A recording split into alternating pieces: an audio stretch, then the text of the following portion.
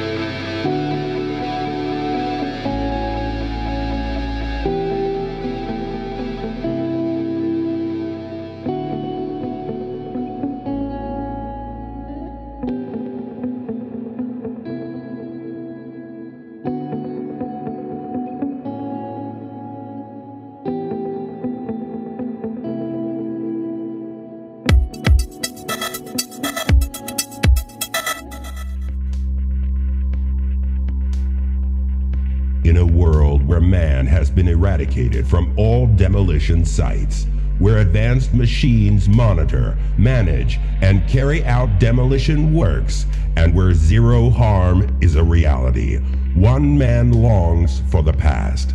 From the creators of A Sight for Sore Eyes and Breaking into Demolition comes a new book that will alter your perception of demolition today and help pave the way for demolition in the future. Demolition 2051, coming to the Amazon bookstore soon.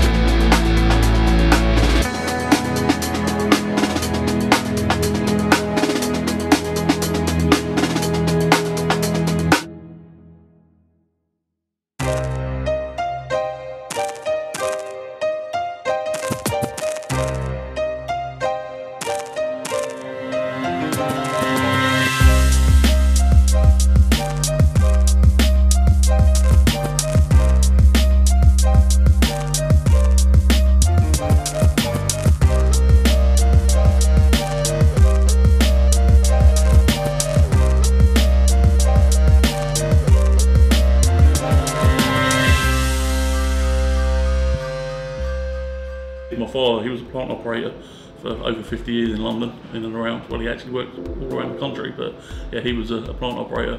So my first introduction was, I suppose, really when I was a lad. Used to, on a Saturday morning, at a time when you were allowed to, I used to go with him to site, you know, see the machines working. He was a groundworks plant operator, so I suppose that's where I first got interested in it, you know, when I was travelling with my father. When you're a young lad and you're seeing these big machines working, it really does kind of pique your interest, you know. So that was sort of, you still carry that with you, you know, even when you get a bit older. So it's all linked, yeah. Demo groundworks. It's certainly these days. It's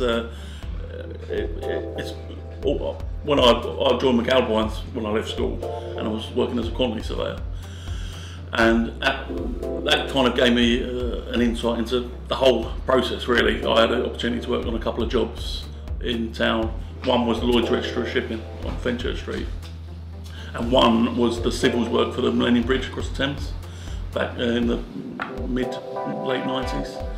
And from that perspective, I got to see kind of a broad range from start to finish, from demolition, through the ground, through the basement, up the frame, and even to the fit outs and finishes on the first job, and then the second job more civils orientated. And I was very much interested in the early stuff, the demolition, and the groundworks. We're always improving as an industry. Even from when I first started, we're always looking to ways, we're always, you know, pushing it to see what else we can do that's better. You know, we're doing this, what else can we do? So it is a challenge, it's all moving in the right direction. So yes, you know, I enjoy a challenge, that's the thing, and city centre work is, if that's your background, you enjoy it, the technical side of it, you enjoy finding ways to do things, you know, finding ways around problems, you know. So yeah, I think it's good, you know, that you have these big projects, you know, like HS2, etc., that push the boundaries, you know, they say, we can do better, we can do this is what we're expecting, and as an industry then we evolve. So I think it's, you know, you have to accept the challenge. We've managed to be a part of the HS2 framework now. We're starting to look at some jobs like that, which is a brilliant opportunity. Previously, before my involvement, Clifford's definitely were involved in the Olympics. So it's that, I mean, you get access to information that ordinarily you probably wouldn't, you know, consider. And you know, everyone's on a level playing field. The expectation is that you have to do this and that, and you improve, you know, you learn, you evolve, you improve, and it's all part of a longer legacy, you know. But everything needs to be planned. That's you know, you can't do anything ad hoc. So everything needs to be planned. You get the opportunity to look at a job. Every job you have to take on its merits. Every job's different. I've done a good few jobs now in London, and no two of them are identical. And it's looking at how you can do the job. So it's, I suppose it's just planning, you know, getting things from, you know, involvement with the local authorities, involvement with the stats, involvement with neighbours, and then moving on, how are you going to do the job? Does it require a tower crane? Have you got access onto the job? Have you got space to load tippers? Can you load it inside the job? Can you encapsulate it? What's your sequence? What's following on? Who's coming in after you? You've got a facade retention or a tower, and you need to support a building. Is that tower going to be in the way of the core for the new building? So it's any manner of things. It's having an understanding of kind of all stages, you know, all phases, and having sufficient time to plan and engage with all the parties. Biggest change, probably the use of technology, I would say. I mean, when I first started as a quantity surveyor, one of my jobs was filing, and there was a lot of filing. You know, it was all paperwork. And when we used to put tenders going out for packages, it would literally, you'd fill a table with drawings and scope of works and bills of quantities, and then you'd have to take these big envelopes down to the post office, send them off to the contractors.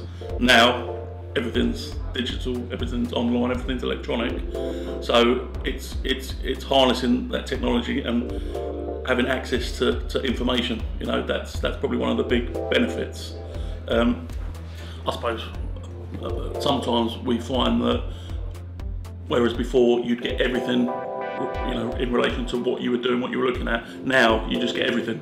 So sometimes it's trying to get the information that's specific to you that you need, whereas there's a tendency just to give you everything. So that's one of the challenges, but yeah, that's changed an awful lot. And I suppose the other side of it is environmental monitoring and things like that, obviously, which is key to what we do in town. we're able to measure our impacts now in real time. We've got technology that we use that is actually predictive as well. So we know if what our noise levels are. If we carry on, are we going to breach the levels that we've agreed? Previously, it was very much more reactive when I first started. Even when we started introducing the technology, we'd have noise monitors or dust monitors. But dust monitoring, for instance, involved us having something in the middle of a site, like a tripod in the middle of a site, and once a week the technician would come, he'd wash through the water, he'd collect the sample, go off to his lab a couple of days later, he'd tell you how much dust you'd created in the previous week. Now we can do it, and we know exactly what we're doing. It's live, it's real time. So that's probably two of the main differences I've noticed in the time I've been involved. There is certainly a tendency, I suppose, as an industry to maintain the status quo, do things as you were doing. But as I said, there are certain projects, and as you say, certain contractors like Devlin who like to challenge that, and find better ways of doing things, and that's what we're always seeking to do. And I think things move on. As you say, perhaps different contractors move on at a different pace. But if you compare where we were when I first started and how we're doing things now, I think as a whole, things have certainly improved, and there's a lot more to do. There are a lot more improvements to make, but I think everything is moving in the right direction. We had some brilliant machine drivers, but they'd almost want to sit on top of the block, just to get the perspective. Because even if you're at a slightly different angle, it was, it was I suppose strange. But things have moved on now.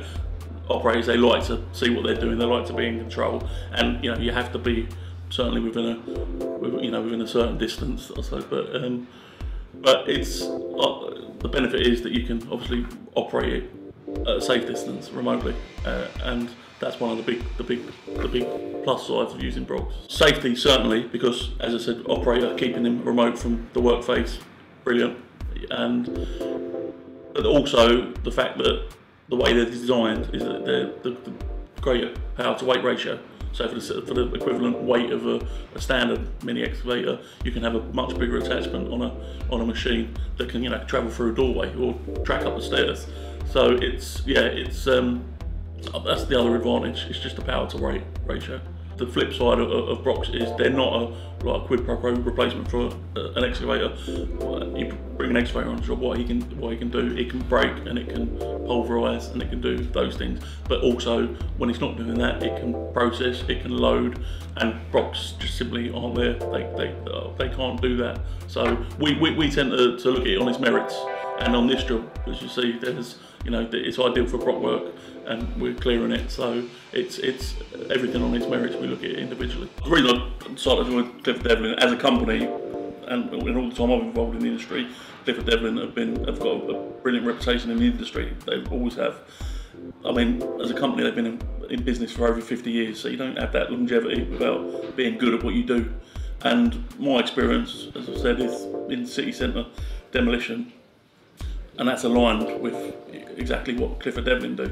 So the reason I joined was because it's a brilliant company, professional company, who specialise in city centre demolition work. And as a role, I had the opportunity to join as head of demolition.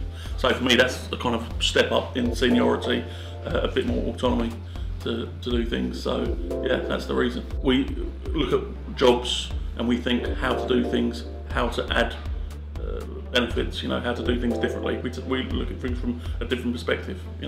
We look at where the benefits are. We consider everything. We consider the neighbours, where we're operating.